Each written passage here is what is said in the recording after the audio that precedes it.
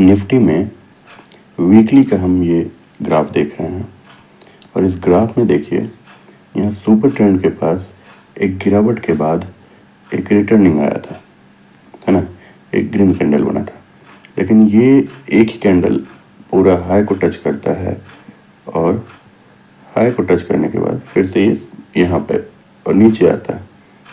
इसी कारण से जब अब अगला जो बन रहा है ये ऊपर की तरफ जाना चाहिए, ये ग्रीन कैंडल की तरफ ही जाना चाहिए।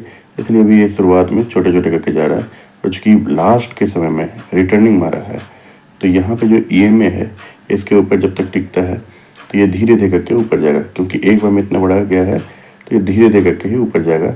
इसके आधे को टच करके नीचे नहीं आना चाहिए, यानी कि आधा कौन सा है, ये जो कैंडल है इसका आधा 25-300 के आसपास। तो 300 से पहले अभी 800 पे हैं तो 500 भी एक बन जाता है लेवल। तो 2500 से नीचे नहीं आना चाहिए।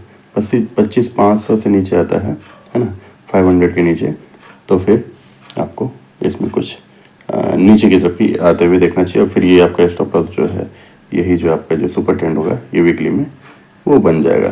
तो वो अभी समय है ना, उसको अभी नहीं देखते। अभी हम लोग डे वाले के आकर के देखते हैं कि डे वाले में क्या किस तरह का बन रहा है। अगर डे वाले को देखें तो डे वाले में भी देखिए ये जो हम 2-3 दिन से बात करते ये यहाँ पे अचानक से दिख रहा था, ऊपर की तरफ सुपर ट्रेंड दिखा रहा था, है ना। लेकिन यहाँ पे जो ये 3 दिन जो लगातार जो आप देख रहे हो, 3 दिन लगातार जो ये छोटे छोटे छोटे बना करके एक रेड बनाया था, इसके कारण ये एक छोटा रेड बनाया।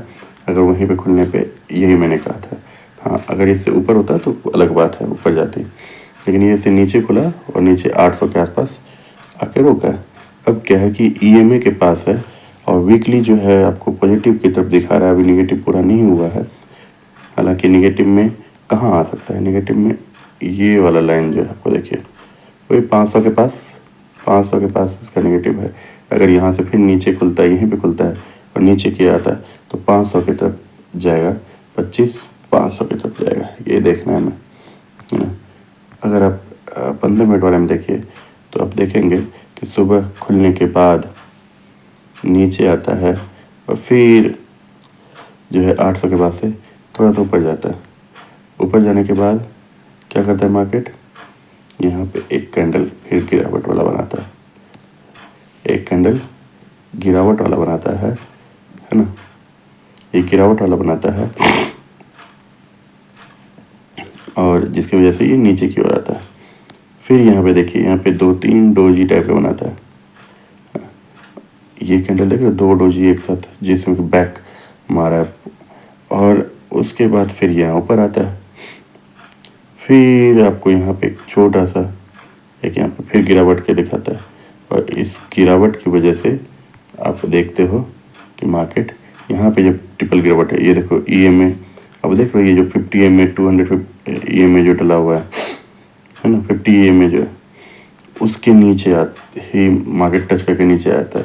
सुपर ट्रेंड भी नीचे की तरफ ही है, ईएमए से नीचे है और ये यहाँ से नीचे की तरफ आता है और लास्ट में मतलब गिरावट के साथ रह जाता है।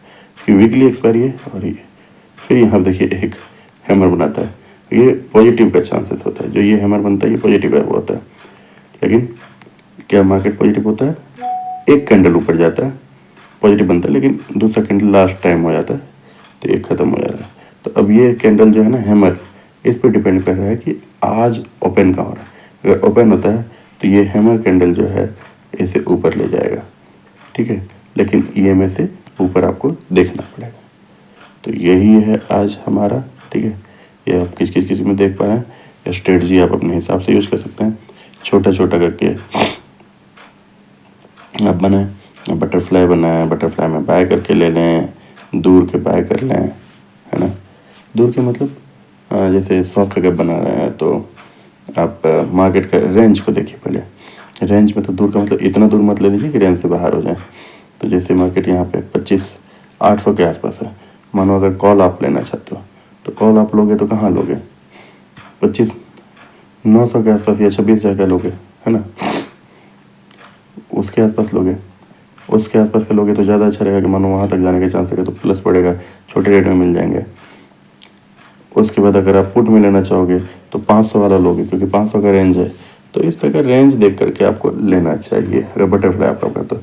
अगर आप और किसी स्ट्रेटजी में काम करते हो, स्ट्रेटेल स्ट्रेंगल कर रहे हो, तो आपके पास जो है मतलब मान लो कि आप स्ट्रेटेल स्ट्रेंगल नहीं कर रहे, मतलब मान लो बुल बियर कर रहे हो। बुल बियर में भी बाय करोगे तो बुल बियर में आप अक्सर ना जैसे एट द मनी में रिटेल वाला काम करते हो ना, वैसे काम करो, एट द मनी के हिसाब से काम करो। मार्केट आपको लग रहा है कि यहाँ से ऊपर जाने वाला है तो यहाँ पे कॉल के बाय कर लो, या बेच के काम कर रहे हो तो पुट को मतलब कि बेच दो, मतलब आपको ऊपर लग रहा है तो, नीचे लग रहा है तो इसका अपोजिट कर लो। बस ऐसे ही स्ट्रेटजी में काम करना चाहिए। ऐसे स्ट्रेटजी मतलब आपको ग्राफ देखना है, ग्राफ में आपको क्या लग रहा है उसके हिसाब से आपको प्लस माइनस स्ट्रेटजी में करना चाहिए। इसमें क्या होता है, बुल बियर में मार्जिन कम लगता है और आप सेफ हो जाते हो। जैसे 200 का गैप बनाते हो, 200 का गैप बनाए तो आपको मैक्सिमम जो है 200 का ही लॉस लगेगा, मैक्सिमम 200 रुपये का ही लॉस लगेगा। ये नहीं कि अनलिमिटेड हो जाएगा।